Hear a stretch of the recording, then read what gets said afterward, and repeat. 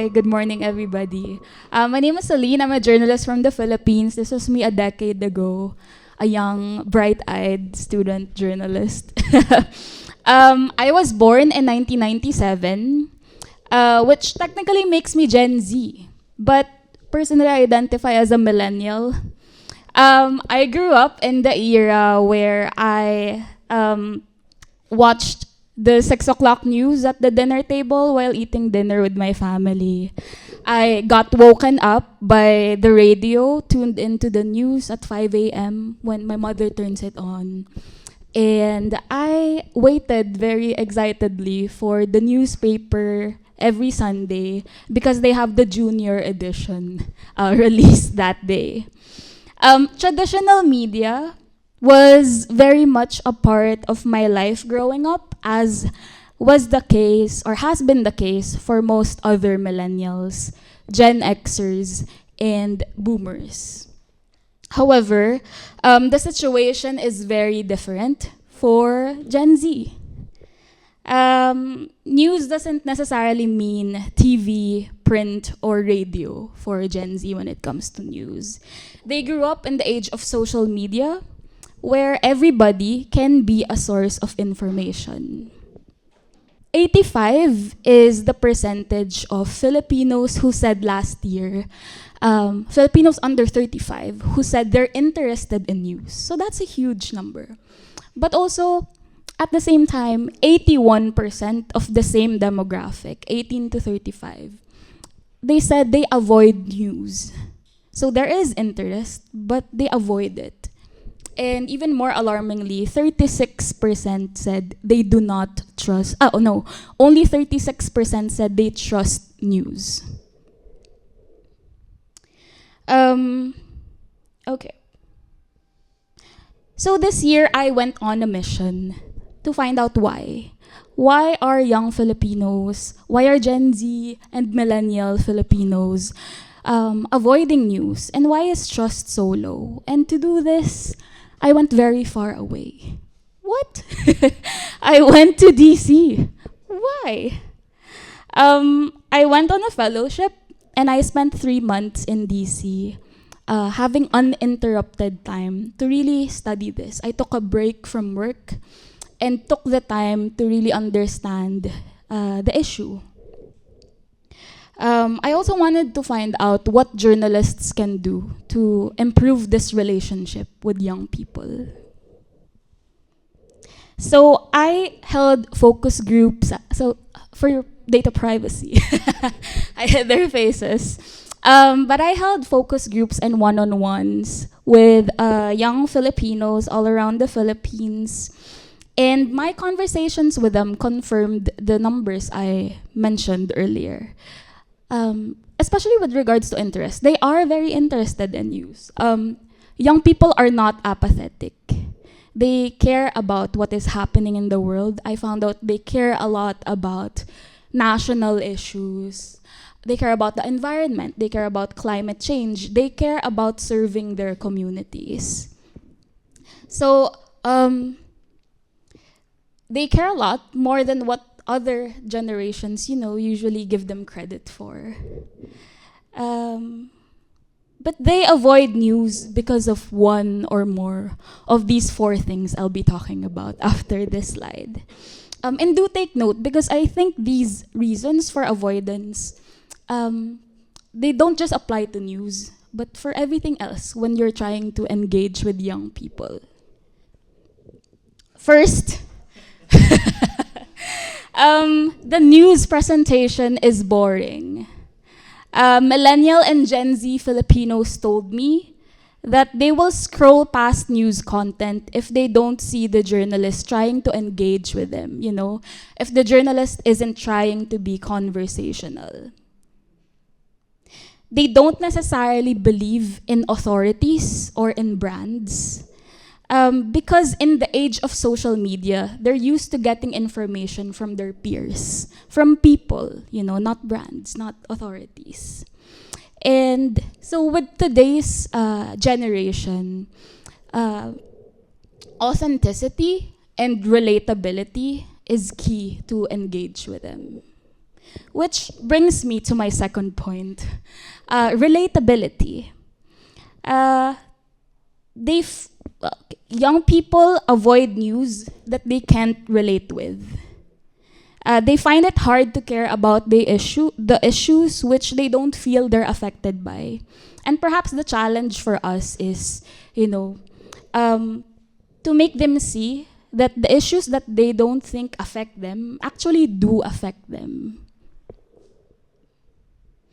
And third, they disengage with news that makes them feel powerless. One of my most memorable conversations was with a 21-year-old student journalist.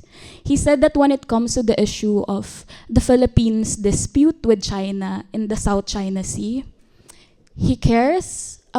He cares about the issue. He cares that this was a water cannon incident where the China Coast Guard water cannoned a very small Philippine boat.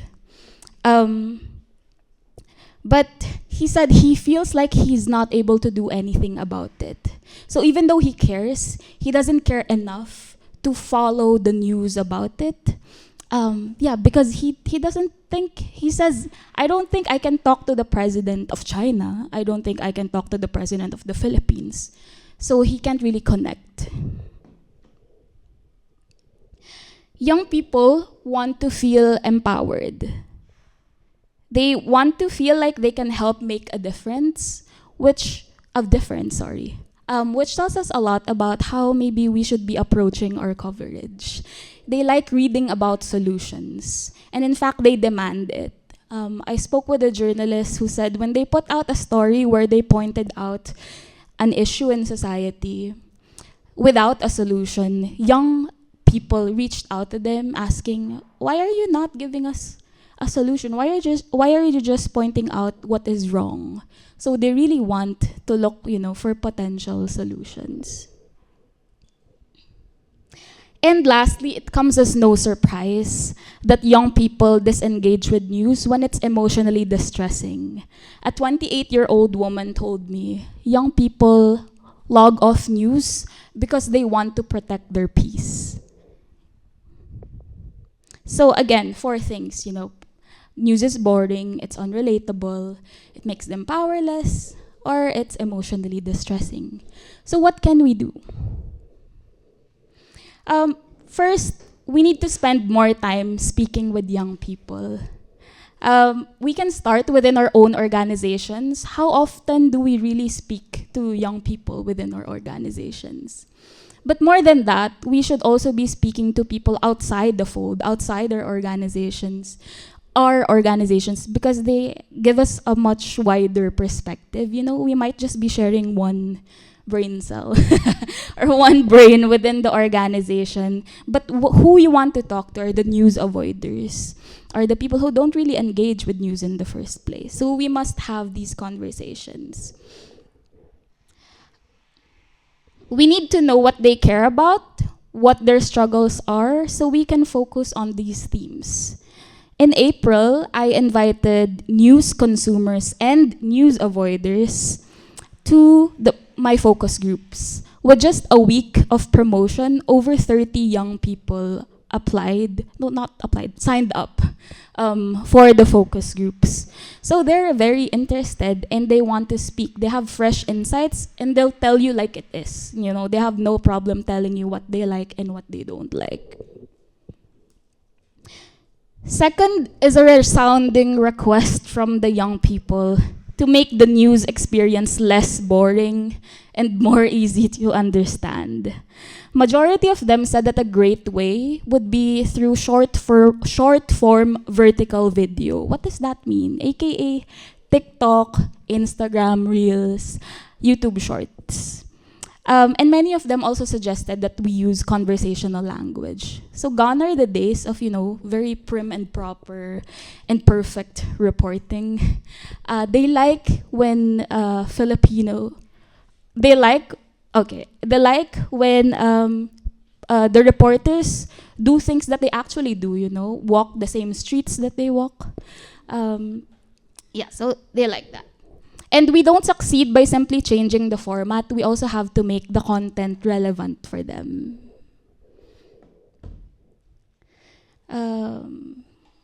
Okay. And lastly, let young people speak to other young people. It is a powerful thing for young people to see themselves in the news. I had this conversation with Alex Mahadevan. He's the director of MediaWise, which manages the youngest team of fact checkers in the world, teenagers. And what he said was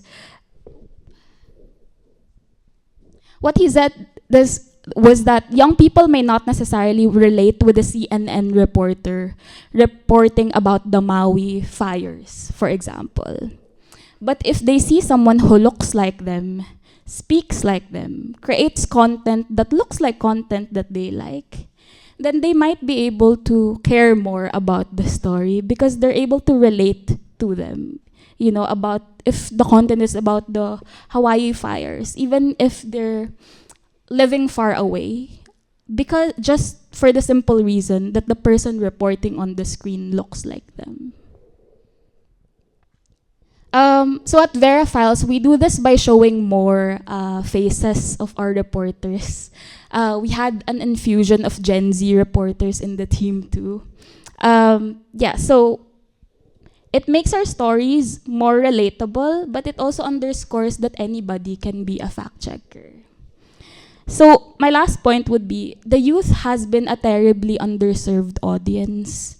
While we were still debating on whether or not to go into TikTok or other forms of social media, maligned actors had already been there and connecting with younger audiences.